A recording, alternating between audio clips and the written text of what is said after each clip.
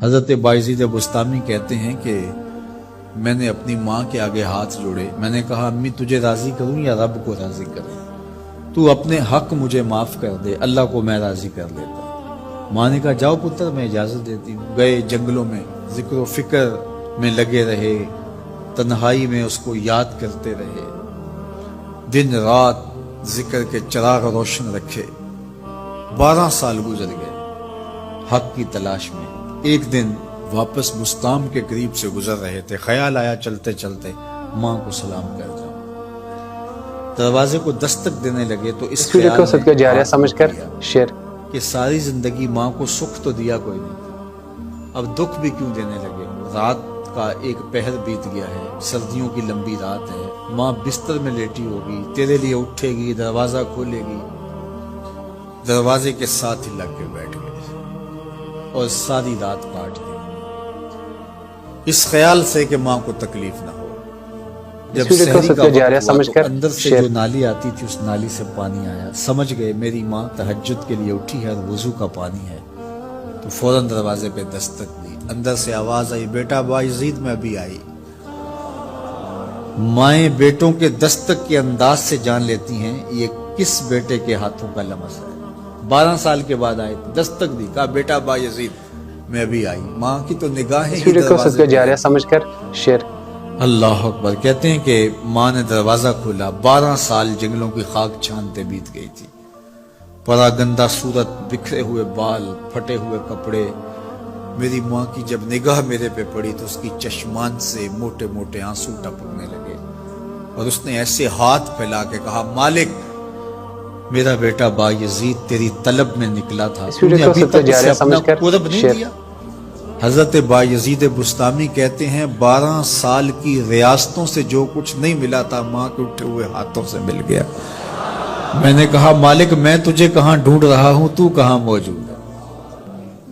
تو ماں باپ کی رضا اللہ کی رضا کا دروازہ کھولتی ہے۔ جن لوگوں کے ماں باپ ناراض ہیں اور وہ جا کے پیر صاحب کی ویڈیو کو صدقہ جاریہ سمجھ کر شیئر۔ ماں کے قدم چوم، باپ کی ٹانگیں دباؤ، ان کی خدمت کرو، تمہارے پہلے مرشد وہ ہیں، ان کو راضی کرو، پھر کسی شیخ کامل کی صحبت میں آنا، دیکھو کیسے دل کی بند کھڑکیاں کھلتی ہیں۔ ایک مرشد تو ناراض کر آئے اور دوسرے مرشد سے تمہیں کیا ملے گا؟ تو راستہ یہیں سے کھلے۔ ویڈیو کو صدقہ جاریہ سمجھ کر کبھی ناراض نہ کرو، والدین کو کبھی دکھ نہ دو، والدین کو کبھی تکلیف نہ پہنچاؤ، اور والدین کو بھی چاہیے کہ اپنی اولاد کو اپنا نافرمان نہ بنائے۔ ایک بزرگ فرماتے ہیں کہ مجھے برابر 30 سال ہو گئے ہیں کہ میں اپنی اولاد کو کوئی حکم ہی نہیں دیا، کوئی حکم نہیں دیا۔ کوئی چیز مجھے چاہیے بھی ہوتی ہے تو میں بصیغہ امر نہیں کہتا، اس ویڈیو کو صدقہ جاریہ سمجھ کر پانی چاہیے تو یہ نہیں کہتا بیٹا پانی لے کر آؤ، میں ویسے کہتا ہوں پیاس لگی ہوئی ہے، تو اگر وہ سمجھ جائے اور وہ خود لے آئے تو اچھی بات ہے، لیکن اگر وہ نہ لائے تو میں نے اس کو حکم ہی نہیں دیا، امر ہی نہیں کیا، تو اس امر کی مخالفت ہی لازم نہیں آئے گی۔ تو کہا 30 سال برابر گزر گئے ہیں میں نے اپنی اولاد کو حکم نہیں دیا اس ویڈیو کو صدقہ جاریہ سمجھ کر شیئر۔ کیونکہ اگر وہ نافرمان ہو گئی پلے کچھ نہیں رہے گا۔ جو اولاد ماں باپ کی نافرمان ہوتی ہے وہ ہوا میں بھی اڑیں، وہ چرخ پہ بھی جھولیں، وہ زمین پہ گرنے والی ہوتی ہیں، کبھی کامیاب نہیں ہو سکتی وہ اولادیں جو ماں باپ کی گستاخ، بے ادب اور نافرمان ہوتی ہیں۔ وہی اولادیں سرخرو، کامیاب اور کامگار اس ویڈیو کو صدقہ جاریہ سمجھ کر شیئر۔ جو ماں باپ کی خدمت کرتی ہیں، ماں باپ کی دعائیں لیتی ہیں۔ وہ ایک بچہ ماں باپ کے پاؤں دبا رہا تھا تو ایک بچہ ایک بر اعظم میں، دوسرے بر اعظم میں، تیسرے بر اعظم میں بڑے بڑے کاروبار کر رہا تھا۔ تو کوئی اس کا دوست ملنے آیا، اس نے کہا کہ اس ویڈیو کو صدقہ جاریہ سمجھ کر شیئر۔